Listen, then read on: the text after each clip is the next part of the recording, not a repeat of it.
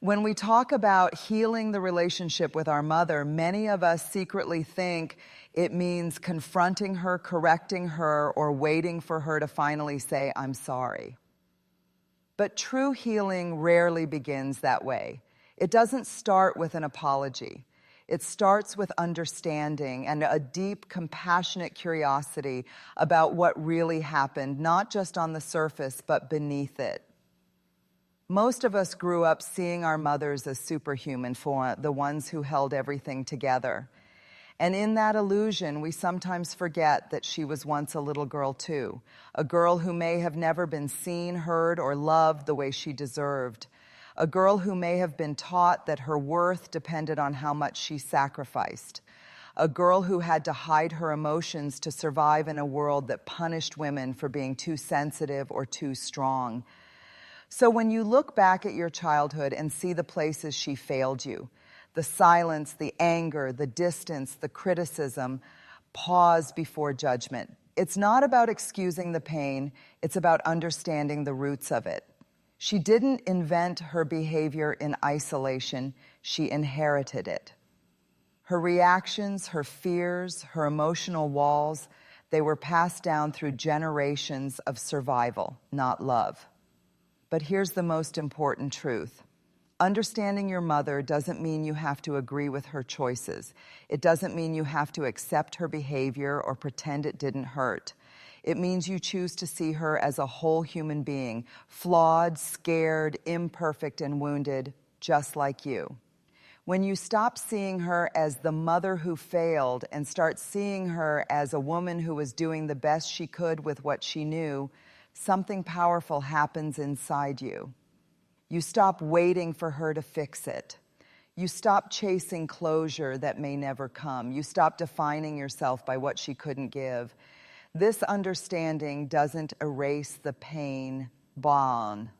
It transforms it. It softens the resentment that's been living in your heart. It turns bitterness into perspective, and it gives you back your power, the power to decide what to do with that story now.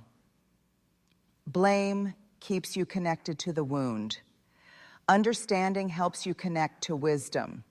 When you finally understand that your mother's behavior wasn't a reflection of your worth, but a mirror of her wounds, that's the moment your healing begins, because you cannot heal what you still hate, and you cannot love yourself fully while holding anger for the woman who gave you life. Healing doesn't mean you let her off the hook. It means you free yourself from the hook that's been tearing your heart open for years. Understanding is not the same as forgiving, and it's definitely not forgetting. It's simply saying, I see now, I see where it came from, and I choose peace over pain. Every mother loves in the only way she knows how. But sometimes the love we receive doesn't feel like love at all. It feels conditional, inconsistent, or confusing. And as children, we don't have the capacity to understand that. We only know the feeling. When she smiled, we felt safe. When she was cold, we felt invisible. As we grow older, we start to see a pattern, that her affection came and went depending on whether we met her expectations. We learned that love could be withdrawn, that silence was punishment, and that approval had to be earned. But the truth is, her love was never pure. It was filtered through her pain, her fears, and her unhealed wounds. A mother who was never told she was enough will struggle to make her child feel enough. A mother who lived her life trying to please everyone will unknowingly raise a child who does the same. A mother who was controlled will try to control because it's the only version of safety she understands. You see, love isn't always expressed through words or warmth. Sometimes love shows up as control because she's terrified you'll make the same mistake she did. Sometimes it shows up as criticism because she believes perfectio. One of the hardest emotional truths to accept is this: you can feel compassion for your mother and still acknowledge that she hurt you. The world tries to make us believe it's one or the other, that if we feel empathy, we must excuse her behavior, or that if we recognize her pain, we must forget our own. But healing isn't about choosing sides. It's about holding both truths at once, the love and the pain, the understanding and the anger, the compassion and the boundaries. You can look at your mother's story and see the suffering that shaped her, the loneliness, the trauma, the fear, and still say what she did was not okay. That's emotional maturity. That's the heart of healing. Because compassion without honesty is denial, and honesty without compassion is cruelty. Healing requires both, the courage to tell the truth and the grace to see the humanity in the person who hurt you. For many of us, our mothers carried unimaginable burdens. They lived in times when emotional awareness wasn't encouraged. They were told to endure, not express, to stay quiet, not question. And somewhere in that silence, their pain hardened into patterns that ended up shaping the way they loved us. So yes, you can understand that your mother had a hard life.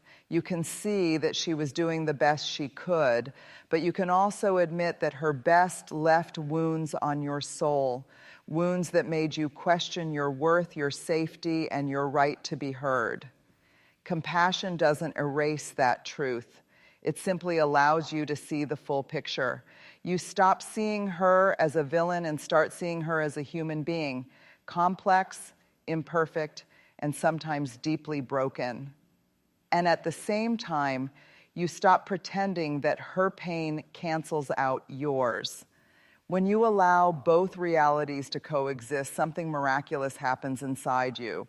You stop fighting with the truth. You stop swinging between anger and guilt. You stop asking, do I forgive her or stay angry?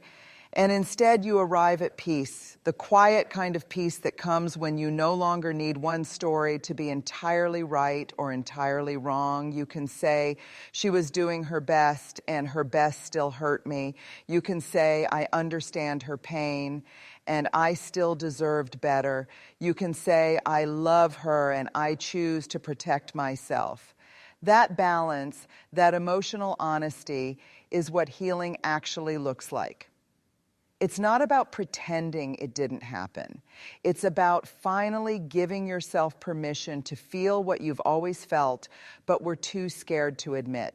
Because when you deny your pain, it doesn't disappear. It buries itself deeper. It shows up in your relationships, in your self-talk, in the way you handle conflict and love.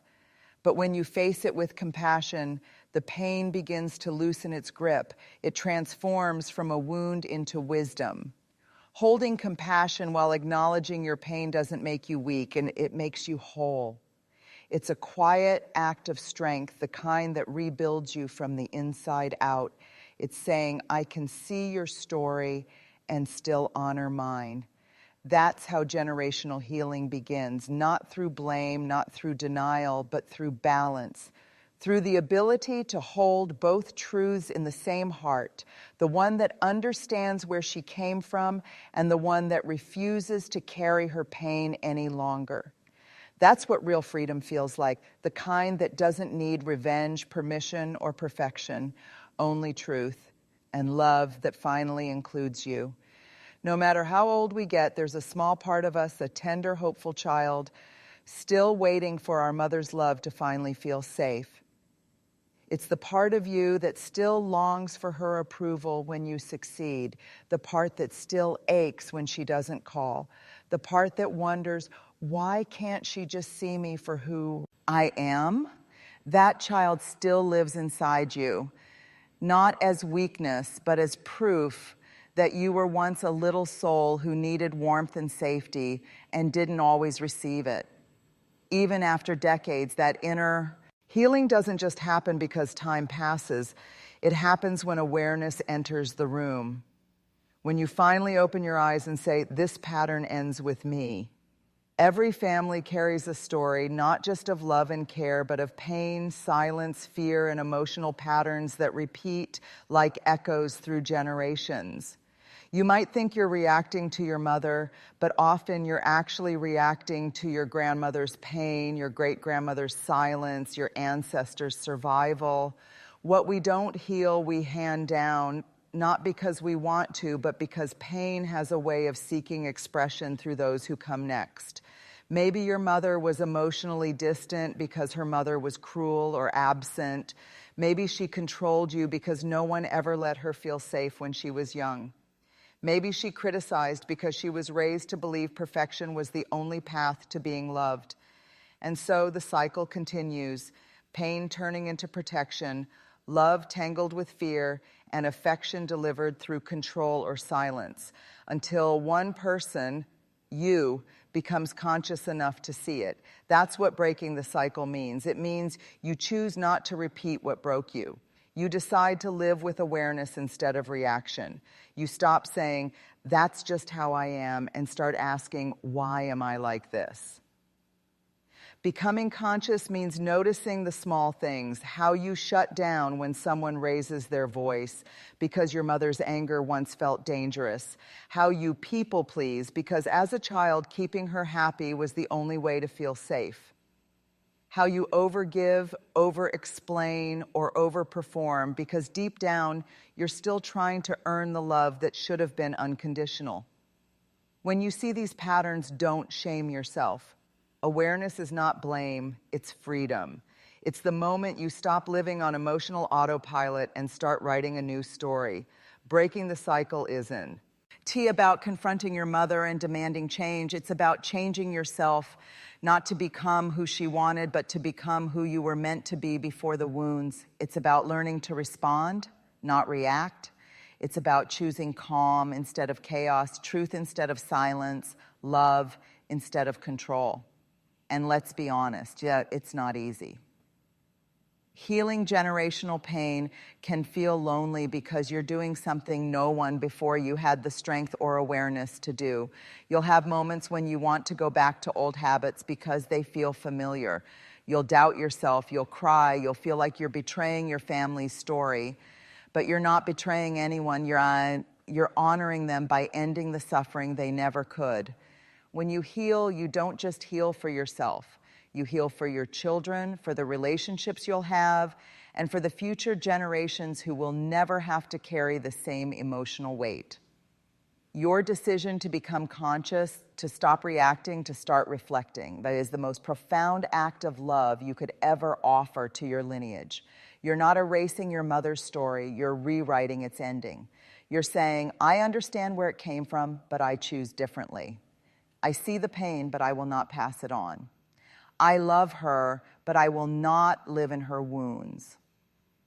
That is what generational courage looks like. Love that heals instead of hurts, awareness that frees instead of repeats. When you become conscious, you step out of survival and into creation.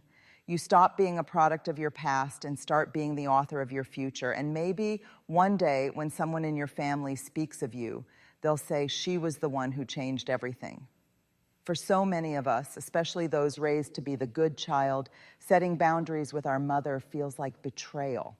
We're taught that love means endless. It's patience, constant forgiveness, and putting someone else's needs before our own, especially when that person is a parent. But the truth is, boundaries are not an act of rebellion. They're an act of... One of the most painful and liberating truths you will ever face is this: you cannot heal your mother. No matter how much you love her, how deeply you understand her story, or how long you've tried, her healing is not your responsibility. Many of us grew up emotionally parenting our parents. We became the listeners, the fixers, the emotional caretakers, the ones who carried their pain because they couldn't. You might have been the child who tried to make her happy, to calm her anger, to lift her when she was low. You learned early that keeping her stable meant keeping yourself safe. And without realizing it, you built your worth around being the one who held everything together. But here's the truth. You were never meant to be your mother's healer. You were meant to be her child. It's not your job to fix the wounds she refuses to face. It's not your job to save her from her own story. And it's not your job to carry guilt for the pain she never learned to process. Her healing, if it happens, will come from her willingness to see herself clearly, not from your efforts to change her. You can offer empathy, but you cannot do her inner work. You can love her deeply, but you cannot make her choose growth. You can forgive, but forgiveness doesn't mean becoming her emotional caretaker again. It's heavy to accept that the person who was supposed to protect you may still be lost in her own suffering, but it's even heavier to live your whole life trying to rescue someone who doesn't want to be rescued. Many adult children confuse love with responsibility. They think, if I stop helping her, she'll fall apart. But what if her falling apart is exactly what she needs to finally face herself? Sometimes the most loving thing you can do for someone is to stop saving them.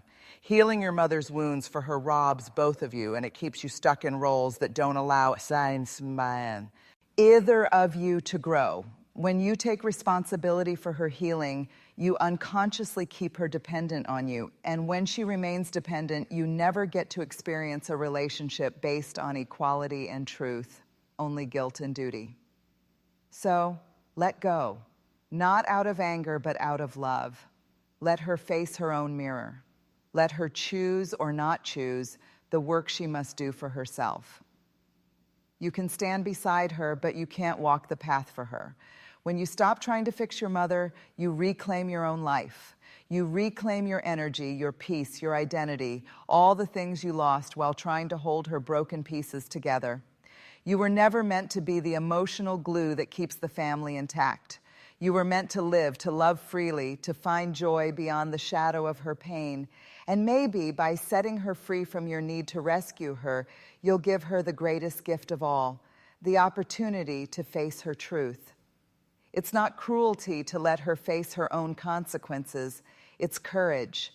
It's saying, I love you enough to stop carrying what isn't mine. When you finally release that burden, you'll feel lighter, because healing was never meant to be inherited. It's a personal responsibility. Your mother has her story and you have yours, and both deserve to unfold in their own time, in their own way. You are not abandoning her by letting go. You're honoring her humanity and yours. Because love that requires you to disappear isn't love, it's bondage. And when you stop